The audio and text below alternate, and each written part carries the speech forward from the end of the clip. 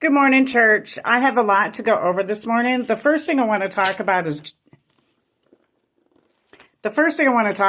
jealousy. I have a situation where I made a comment to a woman at the gym about liking her white truck. She took this the wrong way and used it as a targeting expedition against me. I'm assuming that her husband is Prosecutor Fitz, and this is the reason I'm using this this is purely an example, okay? Because of the stuff that I do politically, and I want to stress this. Being a female and somebody who has a great amount of knowledge with regards to rules and regulations within the governmental system, the policies, and being somebody who just has a natural gift of knowing politics. I see where a lot of the spouses for these prosecutors and these politicians are jealous. And so you have a problem with some of these girls who were grouping up against women like me, trying to target people like me, innocent people like me, because they're jealous. I can sit down and hold a conversation with somebody like Prosecutor Fitz and I know the political language. A lot of these women are these spouses and girlfriends are very, very jealous because they are bored to death and it's not something that they're into. So rather than just sit there and patiently let their spouses and their boyfriends and their friends do what they enjoy their passion, they try to block it. They try to block it. And by targeting women like me. So we have a problem with that going on within our system. That's number one. And the reason I'm doing that, because I told this woman that I liked her truck because at the time I had to walk to physical therapy. So my goal was for me to drive again. Rather than see that and sit down and hold a conversation with me, she told me, a disabled person, to go get a job and earn it myself, not realizing who I am. Okay, that's number one. Number two, I'm having a problem. This has gone on for years. This didn't just start with Bronson. And I had to explain this to the lady when I did my stuff for a procedure that I'm getting ready to have done. With regards to my advanced advocate, we have somebody that keeps hacking into the computer system and changing my advanced directive. Okay. Not realizing that my father, Richard Erickson, who's listed on my birth certificate, is the one who has financial guardianship over me. Now I'm allowed to make my own medical decisions, and yes, I can make financial decisions, but it has to be approved by him. The reason for that is because of Michiana Pet Coalition and because of the contract that I have with Department of Defense. There's a specific rule within Department of Defense that says when you sign up and you join with the armed forces, and everybody who's joined knows this. Everybody that's a vet or an active duty service member has the understanding because they go through the process and know that when you sign your name on that dotted line, you have to give custody, and this includes future children, to a particular family member. When I signed up, I gave that choice to my father, Richard Carl Erickson. He's my adopted father, but part of the reason for that is because I wanted to make sure that he got credit, because he wasn't just my dad, he was my teacher. And he's taught me everything that I know with regards to politics and religion.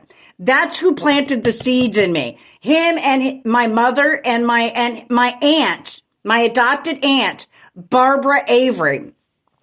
So there's no confusion here. And the reason I'm doing this is because I have a goal.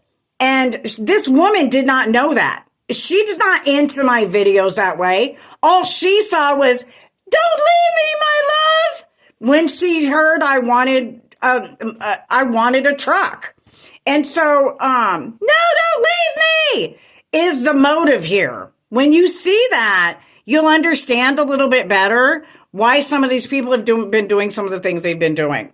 And so again, my motive is, with regards to that truck, was to fulfill a dream that I had in order to get either a mobile home or a fifth wheel. I'd rather have a fifth wheel because they have more room and you have less guidelines and regulations when it comes to driving them. So that was my goal, was to get a truck so I could get a fifth wheel so I could do coffee with a cop all over the country. But this woman didn't know that. So rather than support me in my goal, I was targeted, and she used many people to harass me. So I'm not saying if this is actually what happened, but it's what I feel happened to me. And usually when your spidey senses go off, that's usually pretty much what the deal is. So those of you who believe in following your first instinct, this is the one thing my dad instilled into me. Follow your first instinct. Usually your first guess is the one that's correct. Don't go back and change your answer unless you have other information that pushes you in that direction. Now, number 3 that we're going to talk about this morning, this is the reason I'm bringing this stuff up, is because Prince Andrew has been arrested. So for those of you who watched and followed my videos, you know I'm one of the people who has their hand in that. So this is a really big deal for me because this has been my life's work.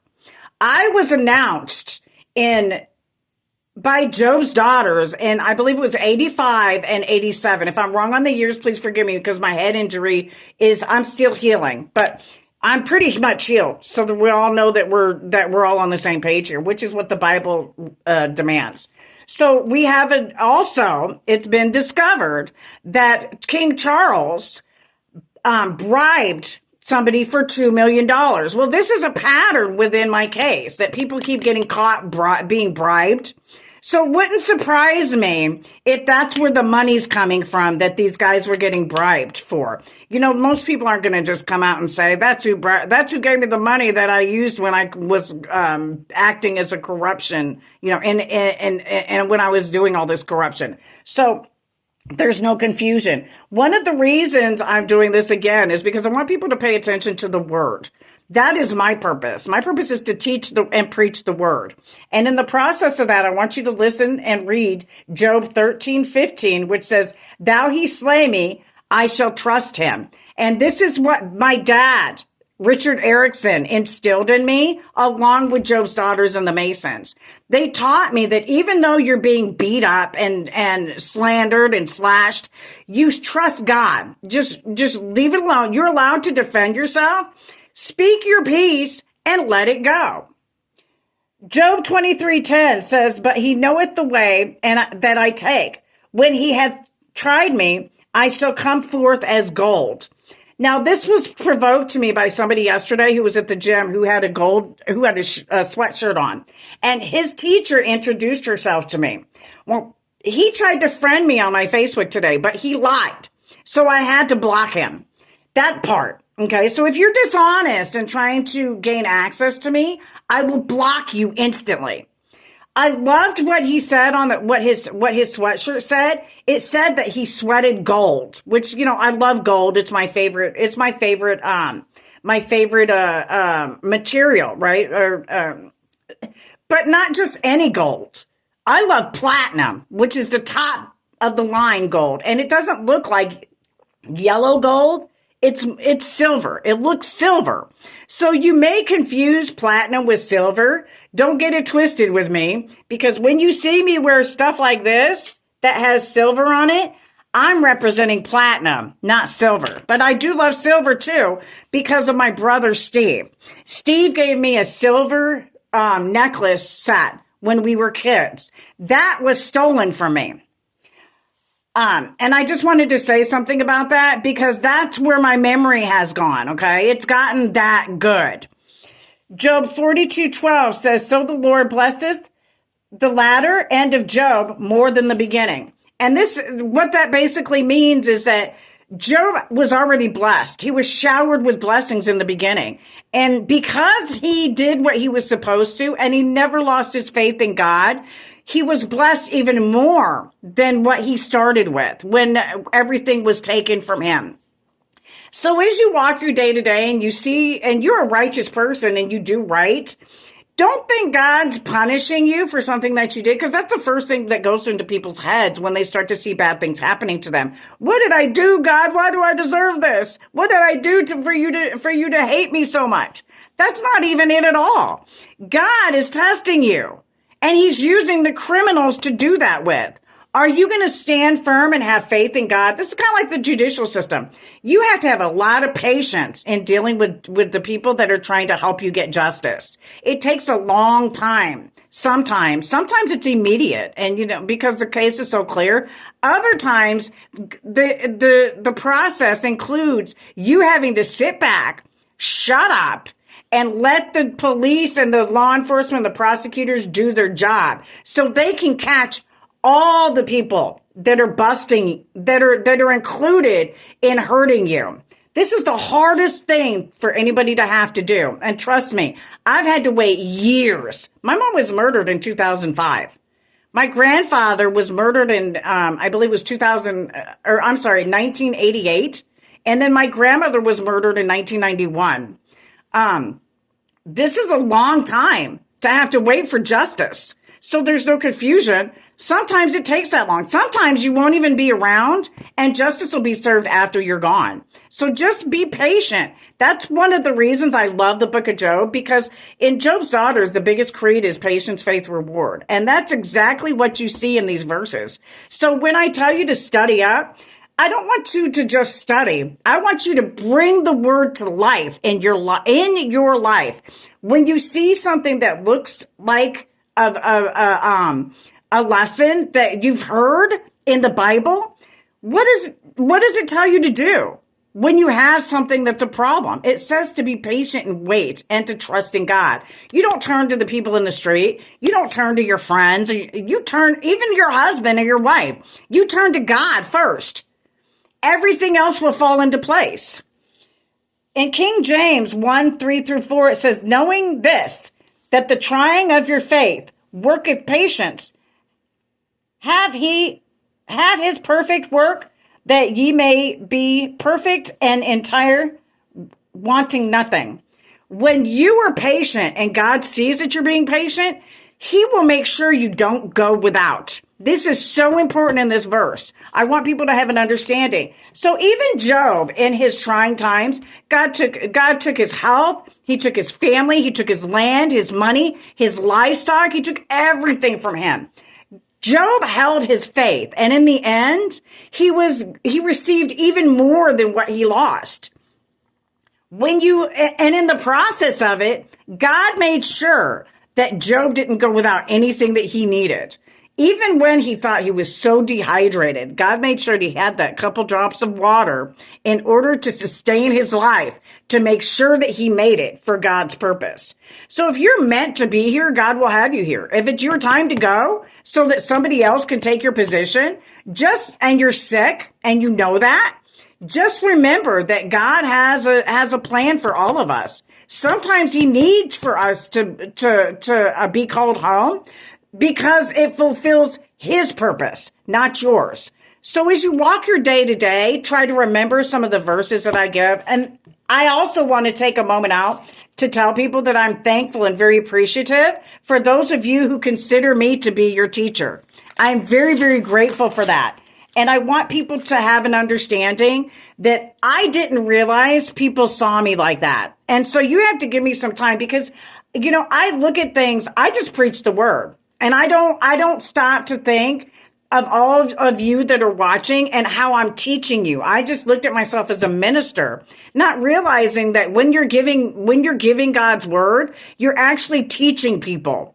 So yesterday gave me a huge revelation, especially looking at my dad and thinking, well, my Lord, I'm not just representing me. I'm representing my father, my adopted father, and God as my teacher. It's a domino effect. God taught my adopted grandparents. He taught my parents. He taught my grandparents, who taught my parents, who taught me. So it is a drip, drip, drip domino effect.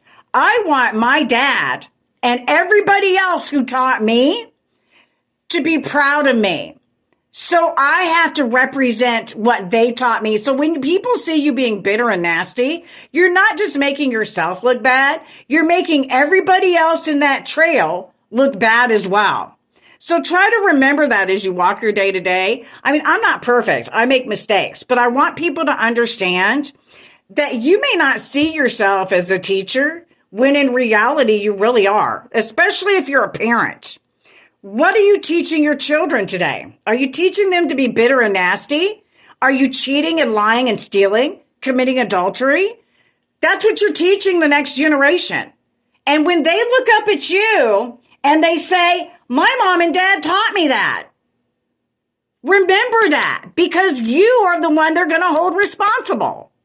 With God's love. I hope everybody has a wonderful and blessed day. And I have some prayer requests. There's silent prayer requests. I have some people that have Agent Orange who are very, very sick right now. People know that the vets and the elders and the children, the handicapped are hold a special place in my heart, especially the vets, because they are the ones who get attacked and targeted the most. So for those of you who were Vietnam vets who had been exposed to Agent Orange that are sick, I ask for special prayer requests for all of you today with God's love. God bless America. Have a blessed day. Back the badge and support the Purple Gang.